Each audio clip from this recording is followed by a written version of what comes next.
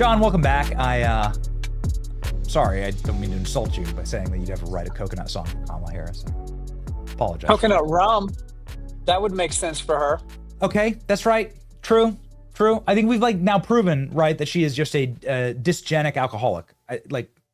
Anybody who's following her on social media can just clearly understand this. Yeah, she's fun at parties, no doubt about it. I've never been to a party with her, and I hope I never am. But you can bet the girl knows how to make a cocktail.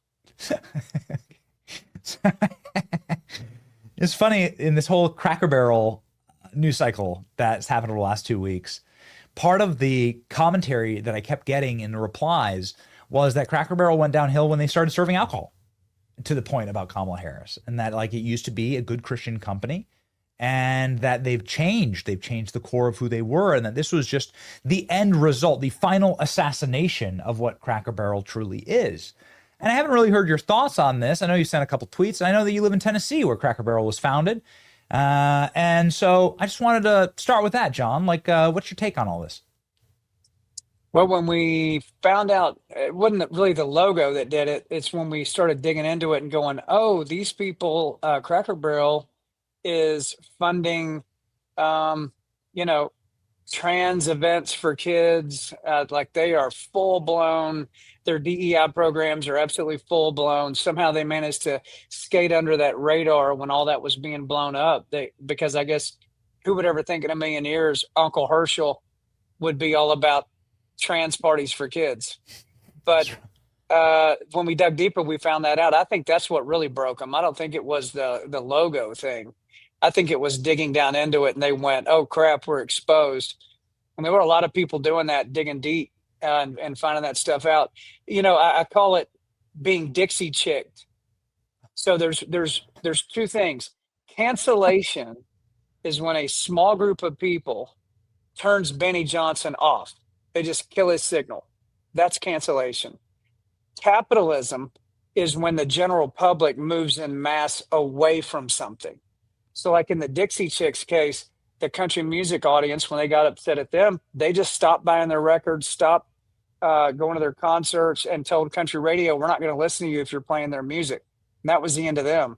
They weren't really canceled. They were a result of capitalism at work.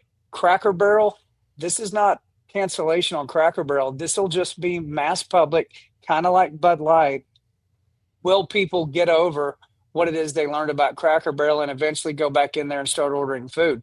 I mean, I drove past a Cracker Barrel a couple of weeks ago when all this was happening in Lebanon, Tennessee, on a Saturday afternoon, and it was empty.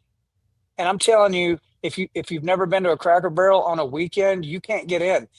You walk in the door and it's lined out the door, and they're like, it's going to be an hour and 20-minute wait. And people still wait, and they do their shopping or whatever.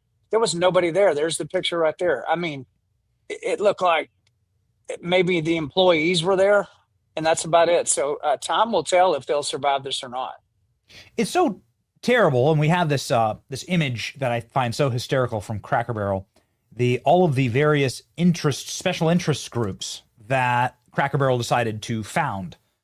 Nobody ever asked for the OLA or the Be Bold, Black group or Hispanic group or the Alphabet Alliance or the Neurodiverse Collective. What the hell is that? Women's Connect.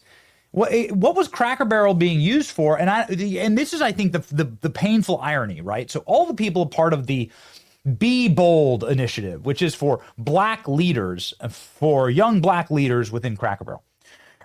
So many of the clips of Cracker Barrel waitresses coming out are young black women who are like, I got no tables. I made $10 today.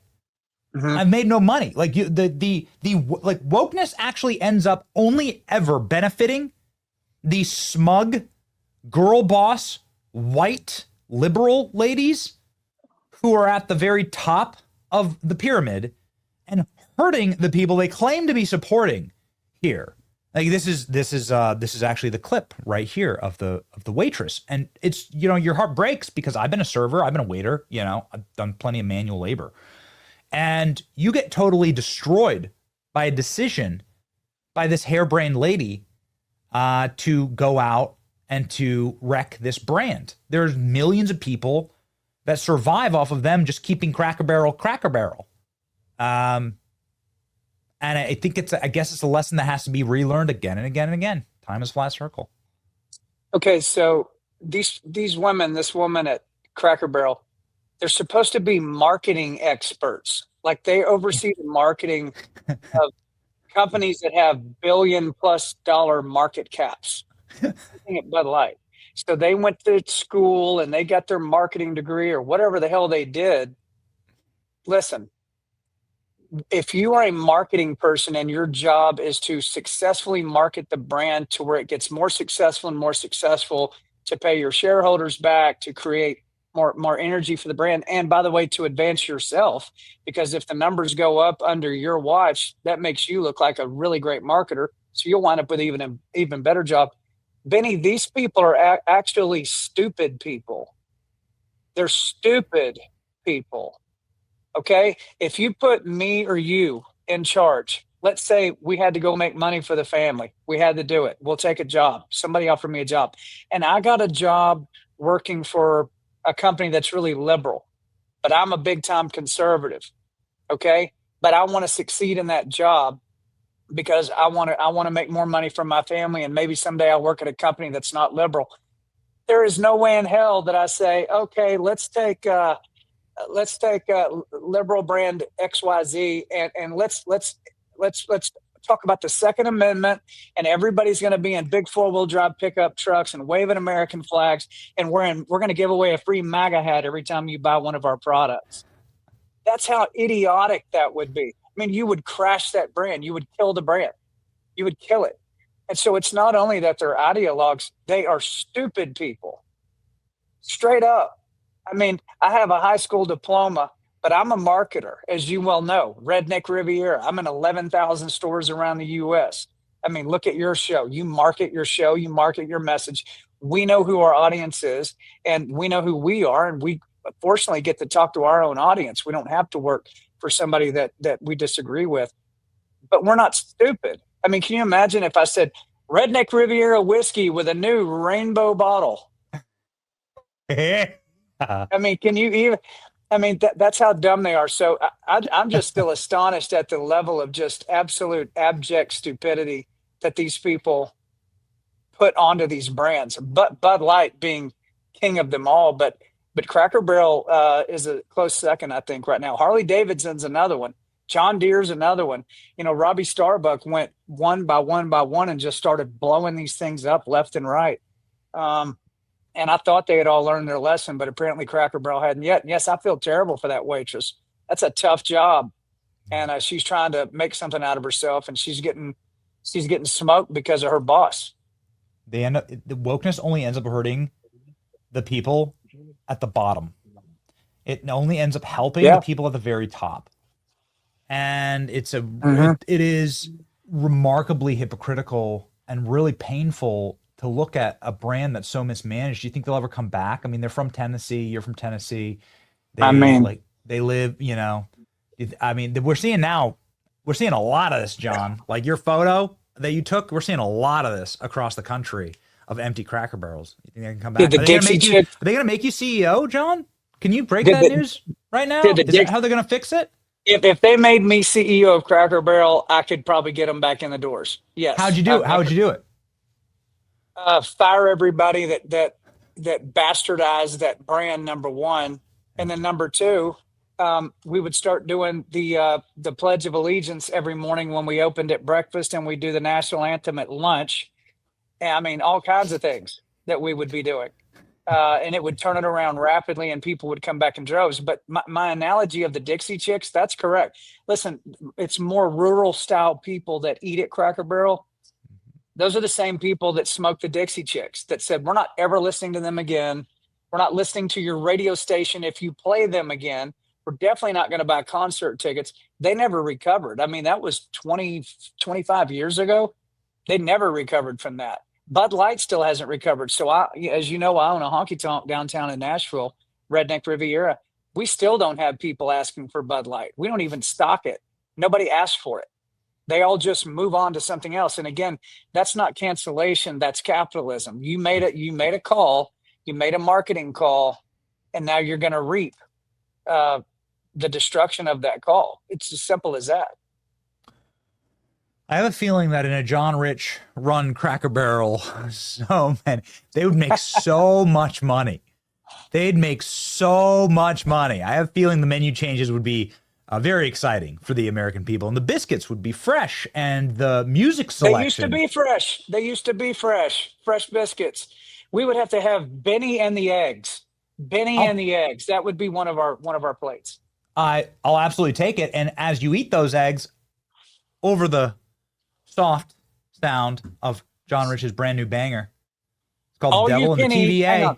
Devil in the All you TVA can would be playing. It'd be John Rich bangers day and night. all you can eat chicken fried steak, eggs, and mashed potatoes for $17.76. Boom. Boo!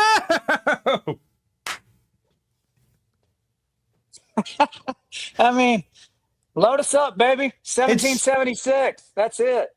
Why are you not letting John Rich run your brand, Cracker Barrel? Why? Bring him in right now, whatever the fee is. You've paid $700 million to a bunch of lib eunuchs to go run to this, to Dishwater Rachel Maddow, Timu Rachel Maddow.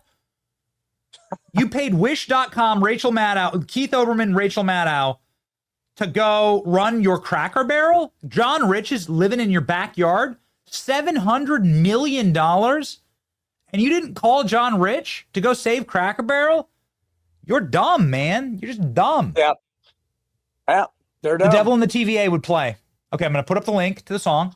This would be, John Rich would have the best music playing at that Cracker Barrel. Maybe this would be one of the songs, right? Yeah, it would be. So that's a song that came out last Friday. The whole video is right at the top of my X page at John Rich. But Grab that. the TVA is the Tennessee Valley Authority, and Benny, I know you know what that is, but it is a federal entity that's also private, and because of that, set up in 1933 by FDR, our famous socialist president, and it still operates that way today. And they absolutely brutalized communities throughout 7 states. And this is the story of what they did to Cheatham County and what we did when we put our fists up and fought back and pushed them out.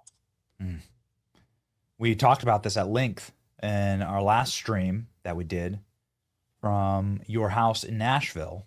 And it's a crazy story. And it seems like a very creepy bygone era thing that has somehow been able to persist and is unnecessary, but is really harming people. It's fascinating, John, that you are able to, you got a lot of opportunities. You're famous. You got a lot of chances to go tour and go do other things that celebrities would typically do. But instead, you're here fighting for rural Americans against, well, insurmountable odds, like the TVA coming in and destroying their homes. And it's just super honorable, man. Well, I saw Nice a to see. video. I appreciate it. I mean, I saw a video that was captured by a neighbor when the TVA showed up on an 88-year-old woman's property. And on top of that, the elderly lady was suffering from dementia. Okay. And she's on a farm that's been in her family for more than 100 years. The neighbor comes out with a little camera as the TVA shows up on her property, 10 vehicles deep. These men get out of their vehicles, bulletproof vests, loaded guns.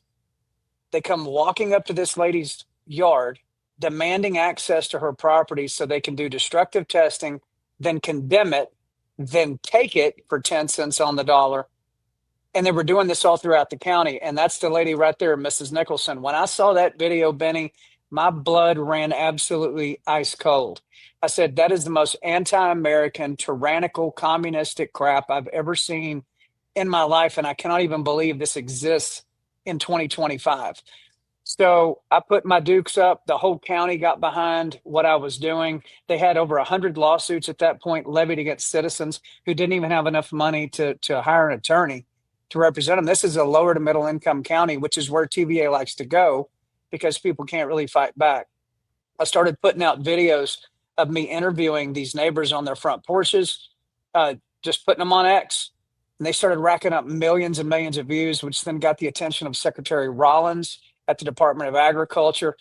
She says, John, how many acres of farmland is TVA going to tear up? I said, a little over 6,000. And then I spoke with President Trump, and he and I started texting. I said, "You're talking about 500 houses, 6,000 acres of farmland, 5 school districts, the main water supply for the county. Like, this is literally like you might as well just drop a bomb on this place." And on top of that, no Fourth Amendment for anyone. We have no probable cause. We have no warrant, but we are coming on your damn land, and there's nothing you can do about it. And if you don't believe me, look at all the guys with the guns and vests standing right behind me. Okay, we're coming. That's not American, and it shouldn't be allowed. The TVA builds power. Trump has an initiative for energy dominance, as we know about in America. But there is a right way and a wrong way to do these types of projects. This was the absolute wrong way. It's anti-American, anti-constitutional. That's why I fought so hard against it, and we won. But I put the song out anyway because I wanted people to know this story, and I want to see the TVA change how they have to operate with Americans in the future. Yeah, or maybe go away. The history of the TVA is super creepy. Like it was a front for the OSS, for the founding of the CIA in order to enrich uranium for the atomic bomb, but it was all like a secret government program. It was obviously, very socialistic, very Marxist in its orientation. It's not like, it's like it's like zombie capitalism. It's very weird. And yeah, things like that should be illegal. So thank you for how much you want to know. Benny, you want to know how much money the TVA made last year? Now that's a strange statement because they're a federal entity. So to say how much money did they make last year? They made $13.2 billion last year. Think about, astronomical amounts of money pouring into this place, yet they have to come on old ladies' properties and pay them 10 cents on the dollar after they've scared the hell out of them with their loaded weapons and their bulletproof vests, showing up like an ATF raid. John, you've been calling out evil for a long time, man. And it's just so neat to see somebody who puts, again, their dukes up and goes out into the world and does something good. And it's probably the rarest thing that you can see. And it's goes like this. You take like a bad situation and you make it good and you add light to it. And it's something very special that you've done. So few people actually do that. We all take bad circumstances and just sort of like point and laugh at them, and instead of actually fighting back. That's right. Well, an important quality to have. We used to call that being an American man. Yeah, I was going to say, I'm raising my 2 sons right now that they're 13 and 15. And I said, listen, if you see somebody in harm's way that cannot defend themselves, I don't care how big the opponent is. You step in the middle of that. My 13-year-old son actually did that last weekend at a football game at school. There's a 13-year-old girl crying her eyes out at a football game. And my son walks up and says, "Why are you crying?" The only kid to ask her, "Why are you crying?" She said, "That boy stole my iPhone and told me I have to pay him money to get it back. And he's probably messing with my phone." He goes, "Who took your phone?" Well, it wound up being a kid that my son knows very well. So my son called him on his phone. He said, "You bring that phone back over here right now. Bring it here right now." And the kid went, "Oh, okay," because my son was, forceful language-wise. And the kid brought the phone back and he gave it back to the girl. And I said, there you go. That's being an American, and it's also doing what God tells us to do, which is to defend the defenseless, to step in the gap when you have a way to defend them and they can't defend themselves, like old ladies standing on their property with dementia. You cannot allow people to be treated that way. I have petitioned President Trump and asked him to make me a presidentially appointed citizen advocate. I get asked all the time to be in politics, Benny, run for governor of Tennessee, step into a Senate seat, District 7, whatever it might be. I said, no, I don't think that's where I'm most useful. Let me be a citizen advocate, but with the authority of the President of the United States, meaning I can take my petition directly to him and make something happen. And I'm being told they're considering it right now. So I hope that happens. That would make me really happy. Wow.